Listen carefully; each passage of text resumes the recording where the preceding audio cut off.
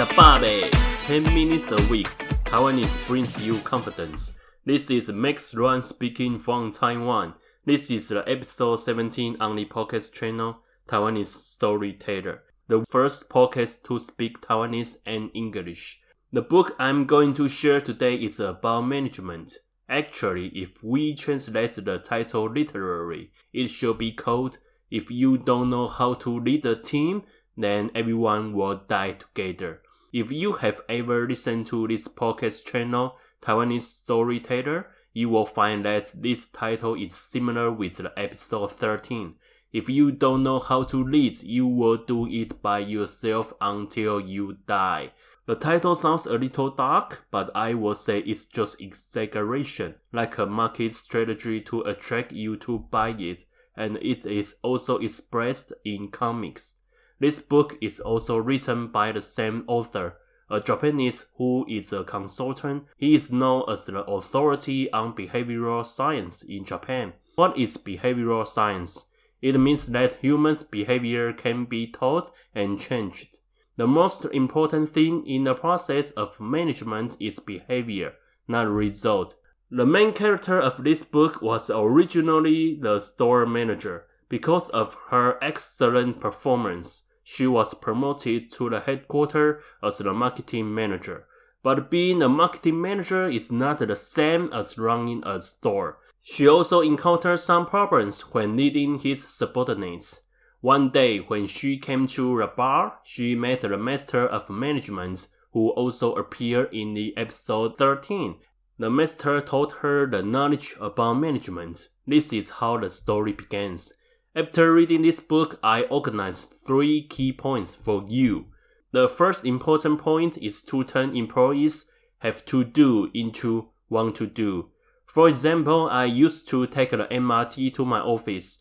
Most people I saw on MRT was exhausted, nervous, and upset. I also felt annoying because I'm going to see my colleagues and manager. It doesn't mean that I'm not focused on my job. On the contrary, I was confused about the manager's idea, and I don't want to fail the manager's expectation. I believe that many people have this kind of experiences. It's the so-called have to do. It means you have to do your job no matter you know the meaning or not. You just follow your supervisor's order. And what is want to do? Take me for example, I'm so excited when doing podcast. Although I spent a lot of time on it, actually I often stayed up all night to finish one episode. I still enjoy doing it. Because I'm doing something meaningful, I promote Taiwanese culture. It's a big deal. But you may say this is different. You do it by yourself, but we are ordered by the supervisor. This is quite opposite. Okay, so you are talking about the point. The way you say it means you don't trust your supervisor, and there is no trust between you and the manager. Therefore, if you are a supervisor or manager, listen carefully. If you want to change your subordinates from have to do to want to do, you have to become a reliable manager. There are 2 ways you can do it right now. First, when greeting the subordinates, ask their name, as if it was originally morning. It becomes good morning, Max. It sounds easy, but it's really important. It's a kind of psychological identification, so that subordinates feel that they are respected in this company. If you fired an employee yesterday, and today you forget his or her name, everyone will think that you are a bad manager. This is what really happened, not kidding. I left this kind of company because the supervisor didn't know how to respect people. The second thing that the manager can do is to know the strengths of the employees. Recall them and ask the employees to do what he is good at.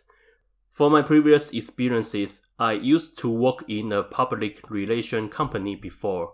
My previous manager often asked me to edit pictures, design PowerPoints and Excel formats, but that's not my strength. I'm good at writing articles, giving speeches and contacting customers.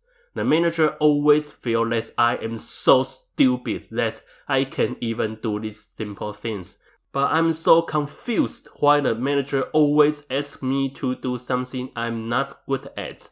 As a result, I left the company and I won't trust the manager anymore. So the supervisor must know the strengths of the subordinates and help them to fulfill themselves. The second point of today's book is to give more praise to subordinates. When it comes to compliments, many people think it's not important or not necessary. Today we are talking about behavioral science, which means that you are not praising employees for their attitudes or appearance. You praise for the behavior of employees. For example, your subordinates hand in reports on time and you compliment him on this behavior. Although it's a matter of course to hand in reports on time, the subordinates will have a concept that he did something right, and he will continue to do it. Therefore, what the manager must praise is the employee's behavior, not the result. So the manager should use compliments to guide subordinates to the right direction. The third point is my personal idea about management. It's only for English version. To conclude this book, I realized that the manager or the supervisor are not higher than subordinates' positions. They are just responsible for another function.